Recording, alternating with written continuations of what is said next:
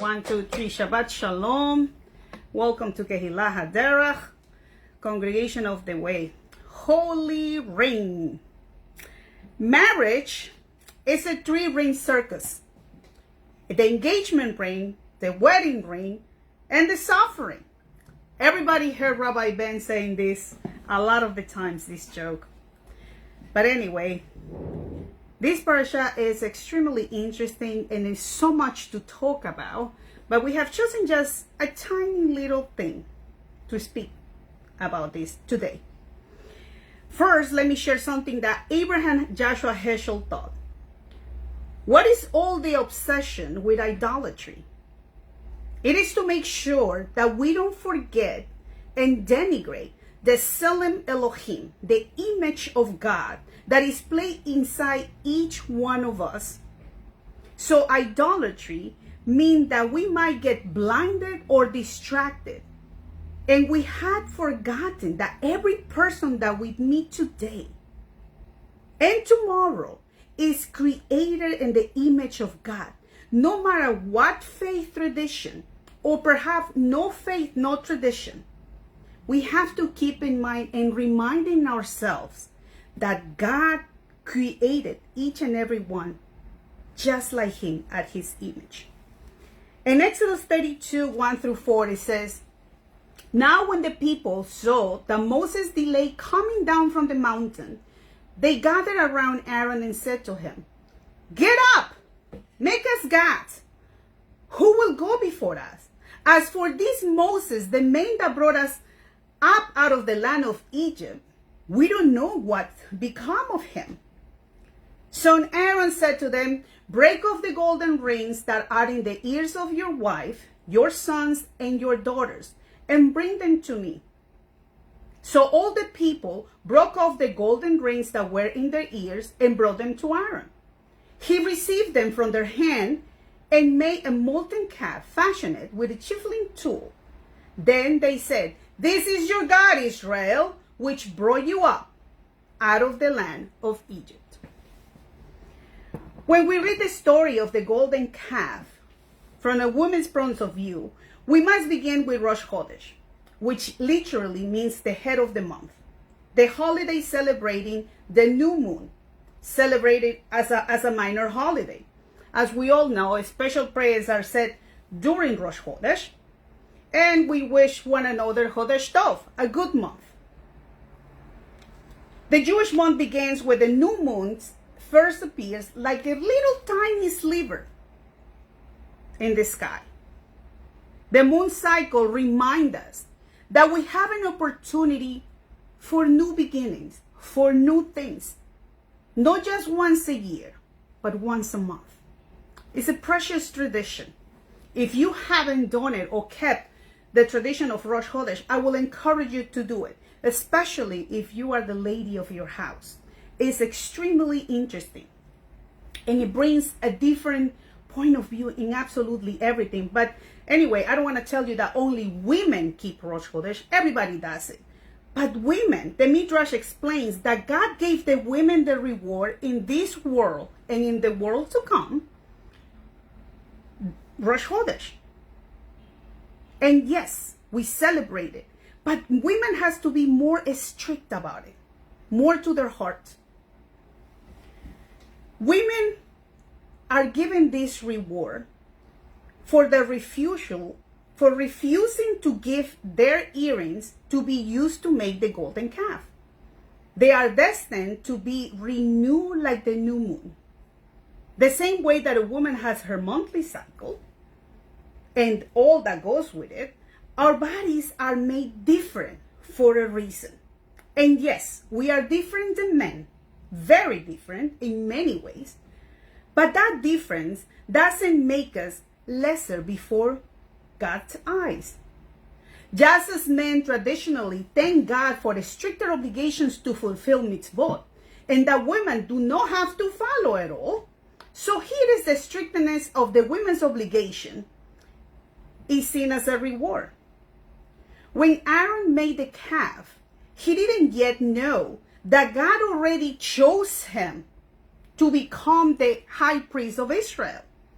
When the people asked him to make them gods, he took upon the role and he stood like a priesthood to the people while Moses wasn't there. And even though that he sinned, still God made him the high priest later on. We can see here that even though God detests idolatry, if we do so out of ignorance, and even sometimes we don't do it out of ignorance, still we have a chance to return to him, and he will forgive us. Perhaps will spank us a little bit. As we always said, our Father, if we have sinned against you, please, do it. If you're going to teach us your ways, if you're going to do something to us, please do it with a gentle hand. Matthew 18, 21, 22 says, lessons about forgiveness. Then Peter, Kepha, came to him and said, Master, how often shall I forgive my brother when he sins against me? Up to 7 times? Yeshua said to him, Nope, no up to 7 times. I will tell you but 70 times 7. So, if we're instructed to forgive 70 times 7, how many times do you think our Father in heaven will do so? Nevertheless, sometimes we take advantage of it. Sometimes we can sin out of ignorance, out of weakness, out of, the flesh. But when we do it purposely, when we know that we are sinning and we continuing to do so, that has consequences. So where does this belief that women didn't participate in the building of the golden calf came from? Aaron said to them, and usually when Aaron speaks here, it says that he's speaking to the men only. Take off the rings of gold that are in the ears of your wife, your sons, and your daughters, and bring them to me. And all the people, took off the rings of gold that were in the ears and brought them to Aaron. Here, all the people can refer only to men. It does not say that women refuse, though. We know that when the Torah means to include women, it makes it clear. For example, when the people of Israel began to bring materials to build the Mishkan, the tabernacle in the wilderness, the Torah clearly specifies. So they came, both men and women, both Anashim and Nashim, everyone whose heart compelled him, and brought those rings, earrings, signet rings, bracelets, and all kind of golden jewels. Everyone who brought a wave offering of gold to Adonai. This kind of inclusion makes exclusion even more obvious. Just as Moses separated the women from the people before the giving of the Torah at Sinai by saying to the people, the day on which God will come down on Mount Sinai, I have 3 different scriptures, the same scripture, 3 different translations. The TLV says, be ready for the 3rd day, do not draw near your wives. The CJB said, he said to the people, prepare for the 3rd day, don't approach a woman. A little in between. Then we have the Orthodox Jewish Bible that says, then he said to the people, be ready, Basheloshet Yamin, by the 3rd day, come not into your Isha, your wife.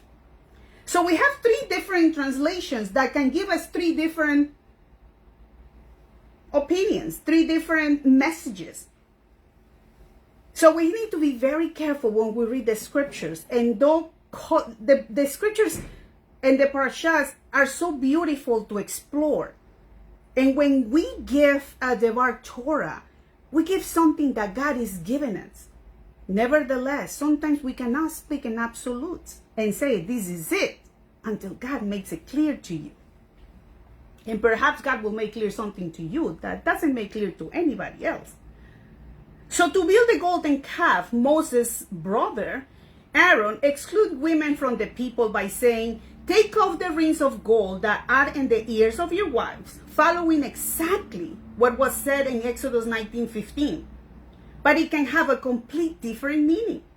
The people had no clue that God had already gave instructions to raise a contribution of gold and precious materials for the building of the tabernacle. If they would have waited, Moses would have been able to deliver this message. Instead, Aaron told them to donate the gold of the jewelry for an idol. Aren't we like that in life? Many times we just can't wait. We want it, and we want it now.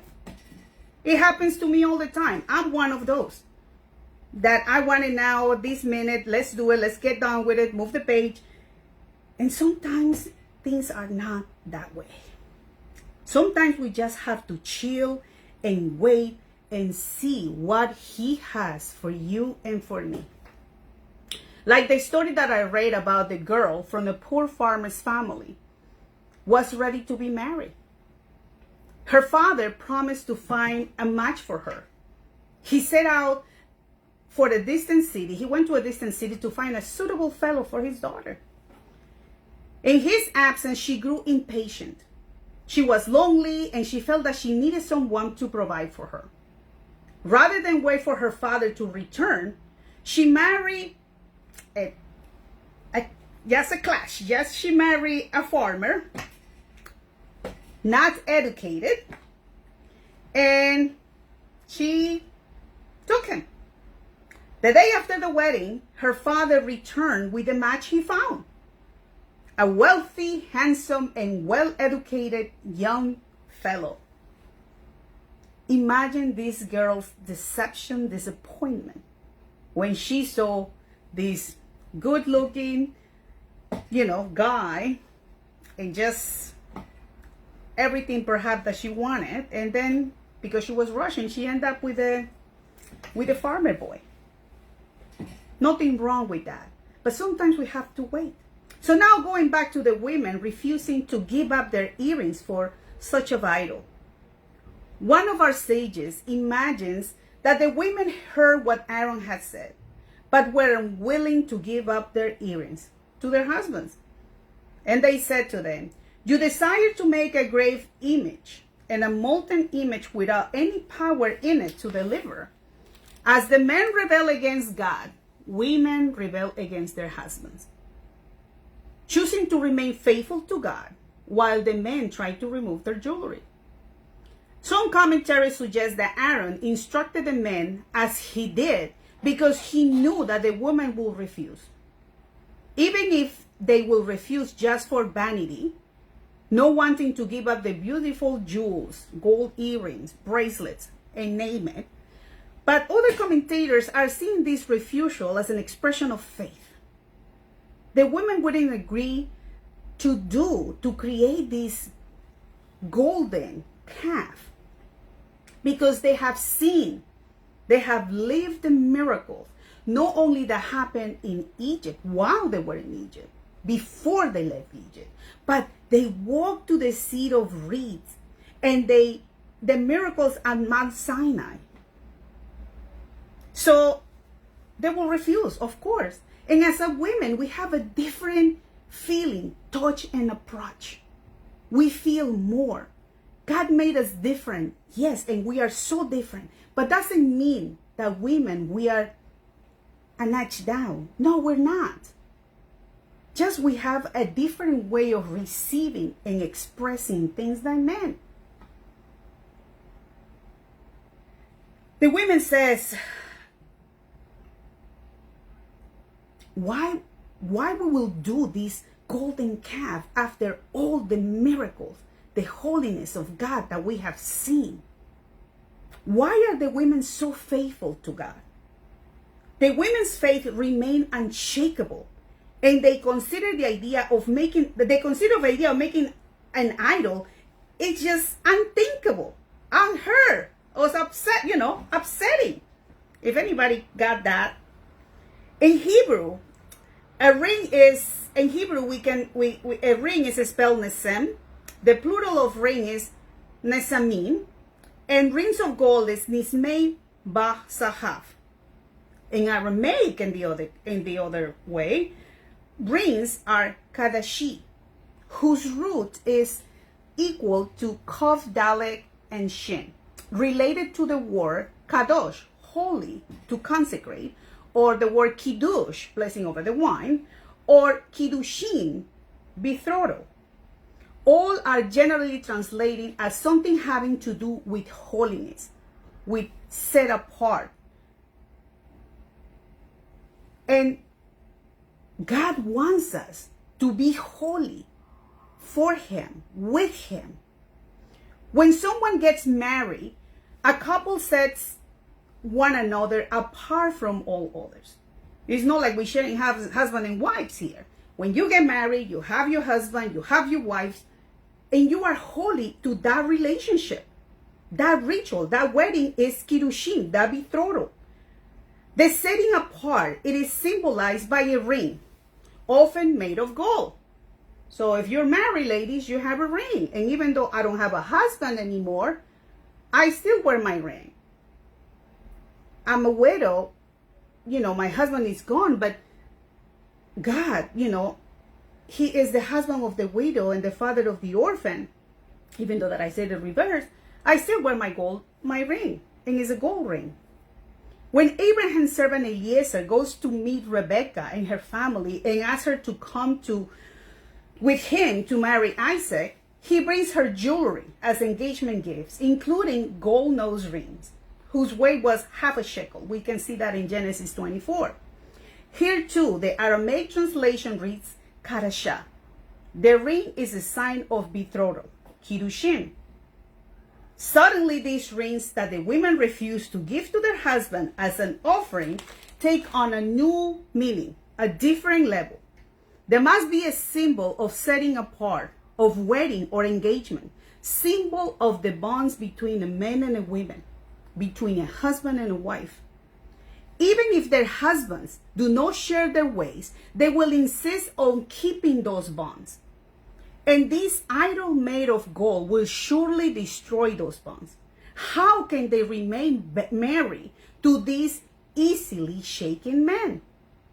Women seeing in this special link an echo of their promised fidelity to their husbands.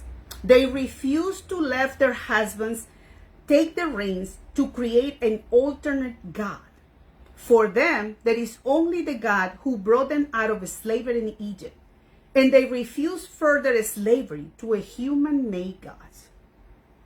All this seems beautiful, and how faithful these women are. But nowadays, we do make our lives, we do make our own gods, our own golden calf, in different ways. We can make them our jobs. We can make them a game, our TV, a drink, anything in excess, and anything that takes you and pulls you apart is not good. So there is a problem, however, with these perfect, faithful women seen. Jewish tradition uses the same language, the same terms, and sees this same sin as one of complete infidelity by the whole people of Israel, women and men. And when it is viewed in this way, we compare the entire unfaithful people of Israel as the adulterous wife. Our sages describe the building of the golden calves as follows. It can be compared to a king who sent a marriage broker to betroth a wife unto him. But while the broker was on his way, the woman corrupted herself with another man. The king is God. The broker is Moses. And the women is the people of Israel going astray after another man, the calf. In this context, one of Moses' more puzzling responses to the golden calf becomes clear. Then he took the calf that they had made, burned it with fire, ground it to powder, scattered it on the surface of the water, and made Bnei Israel, everybody, all the people, Bnei Israel, including the women, to drink it. Exodus 32:20. By the way, talking about the gold water, drinking the gold in the water, there are studies that says the golden water, the water drinking with actual gold, is super good for you. in many ways. It's an anti-aging properties, nervous system, intelligence, memory, and so on. Who knew? Who knows what was happening back then?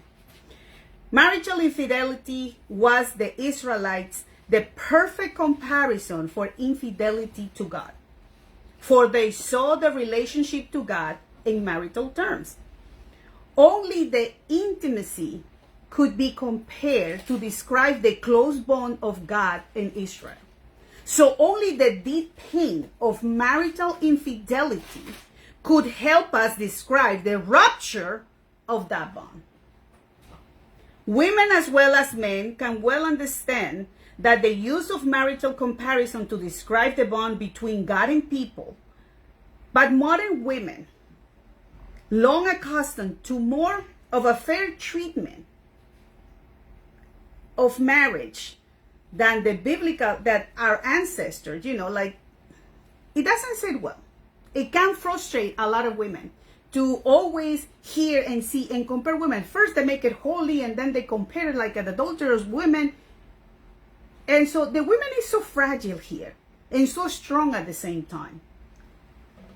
There must be another way we could use today to describe sometimes the uneasy bond that grew between Israel and our God.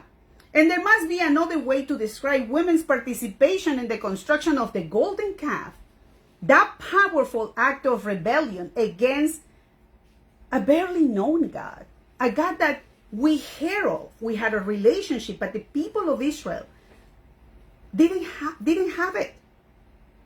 Perhaps the image of rebellious teenager will serve us better today. Israel is coming out of Egypt to a place never seen before and about to accept adult responsibility, symbolized by the Ten Commandments.